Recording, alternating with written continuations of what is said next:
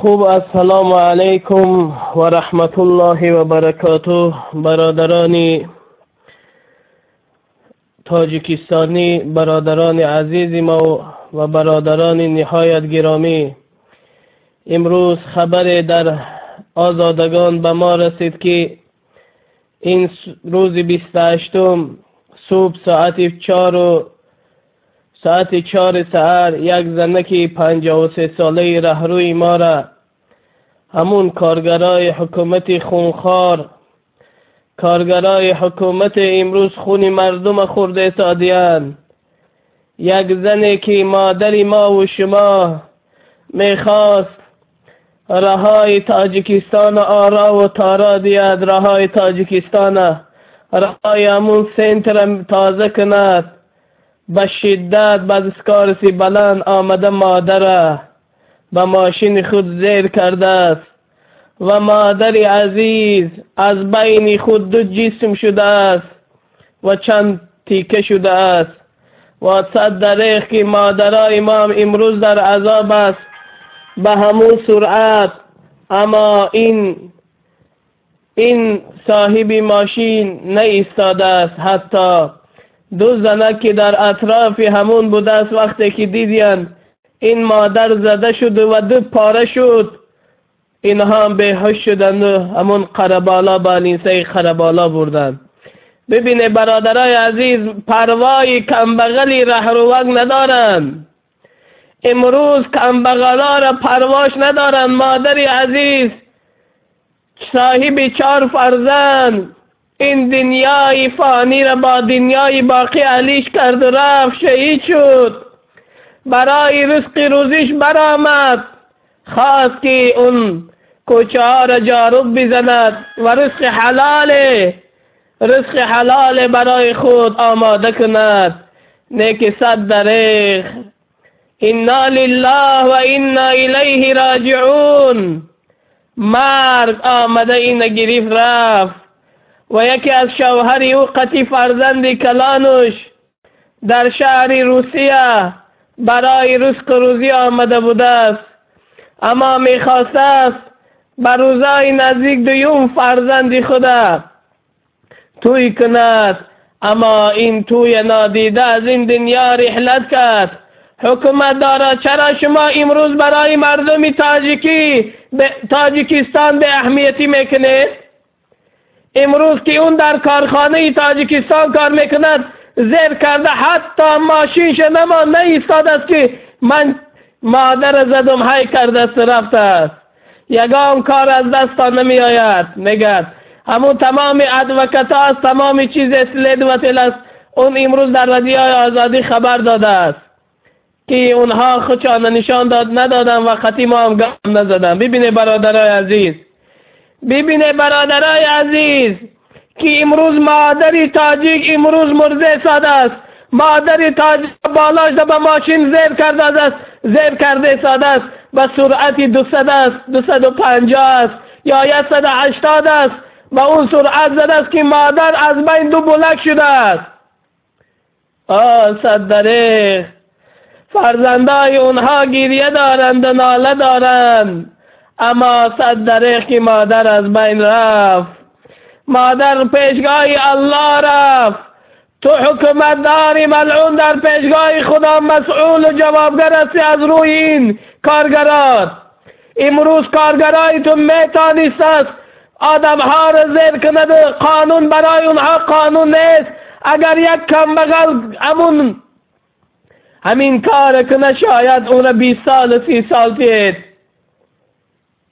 لیکن شاید شما که باشید پروا ندارید برای کمبغلا،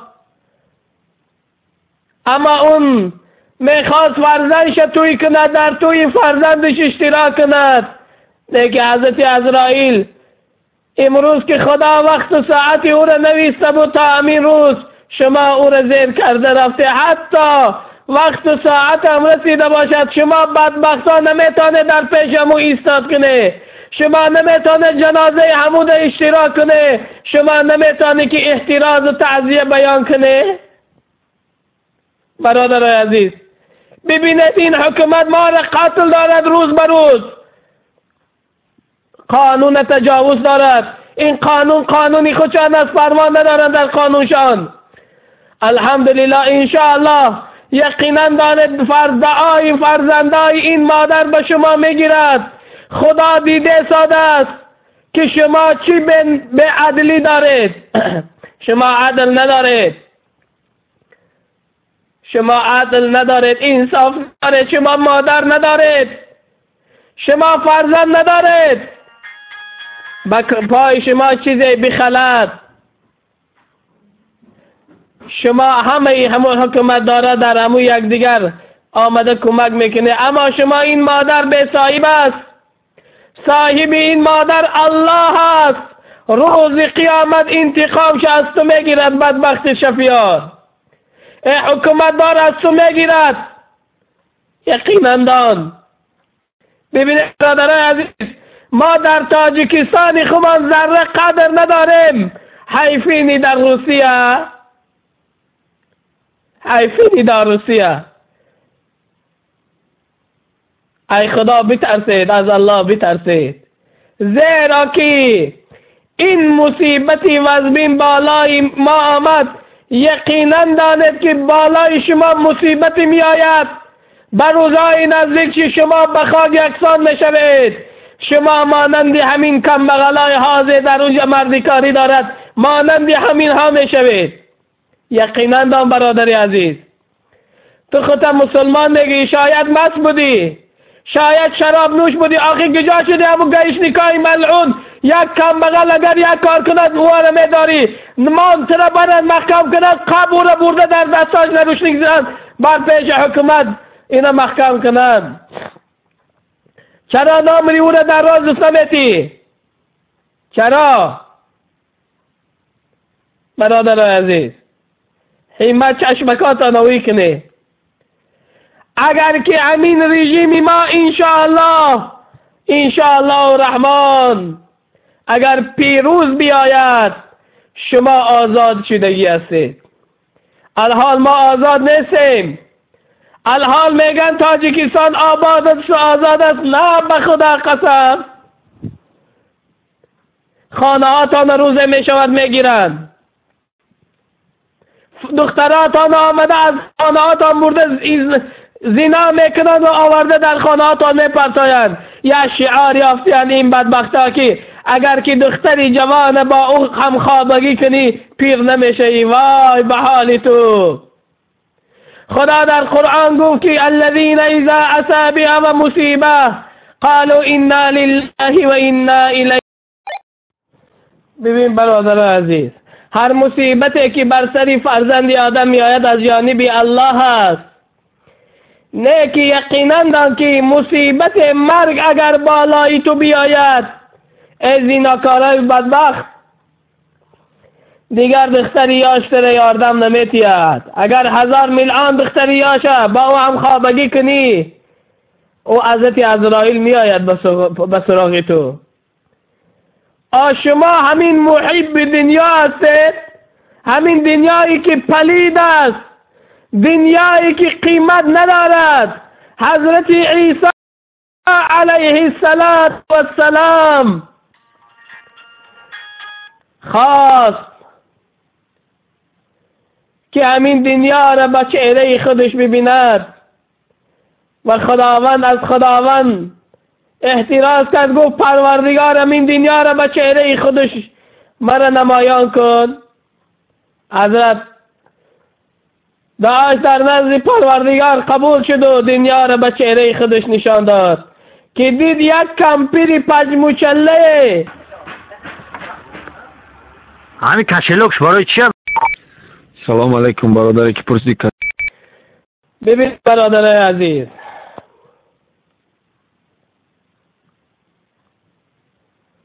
خوب برادرای عزیز گرامی، شما نمیمانید که من هم گازم بین سخن منم گم کردیم. یقینا دانید که روز می شود شما پیشگاه الله می روید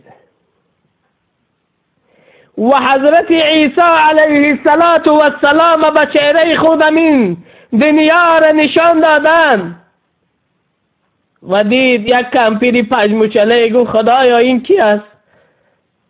گفت این عروس دنیا پرستا و دنیا دوست داره است. عروس دنیا پرستا و دنیا دوست داره است. و گفت خدایا چگونه عروس؟ و این دنیا گفت که من آدم ها را به خود جبر میکنم نزدیک میکنم.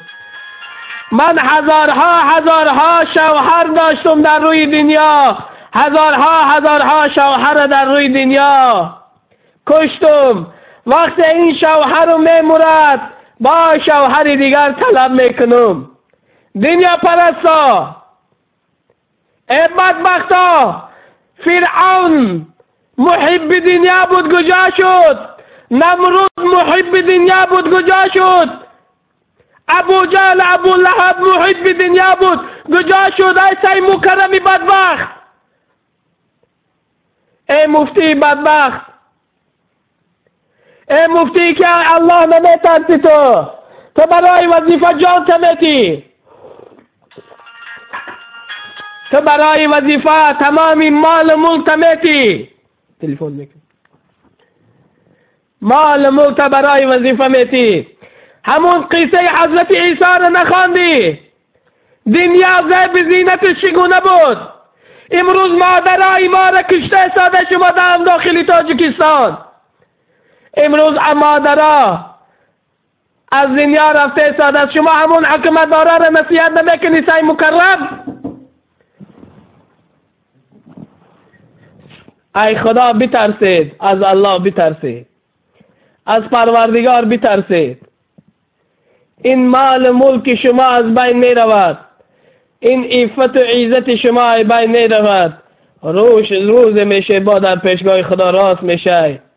و اون شفیاردارم اون حکومتدارم یقینا دارد که در پیشگاه خدا راست میشود، در پیشگاه الله راست میشود و اون در هر یک سخن جواب میگوید. مادری که امروز زدی که گرفتی و پروا نکردی، حتی تعزیه هم نکردی، برای مادر در پیشگاه خدا جواب میگوی. و روز قیامت همین دنیا را پیش همین ثروتمندا می آورده است، یک کمبیری بوگینی همه از تن همین زن میگرفته است، میگوید است خدایا این کی است؟ خلق پرسان میکرده است، میگوید است این عروس شما است. برای همین دنیا بود شما دویدید، برای همین دنیا بود شما قتل کردید، امروز پیشگاه ما اومده. خداوند عاقبت ما را به خیر بگرداند، ایمان ها سلامت، عمر دراز، عمر با برکت و با عبادت با نصیب بگرداند. السلام علیکم و رحمت الله و برکاته. یه هفت پشته رحمت نه که برادر تاجیکستان کجای باشی سلامت باشی، خداوند نگهبانت باشه، خداوند عیدم زبان تا بروتر بگرداند. لا اله الا الله محمد رسول الله، صلوات و سلام علی رسول الله.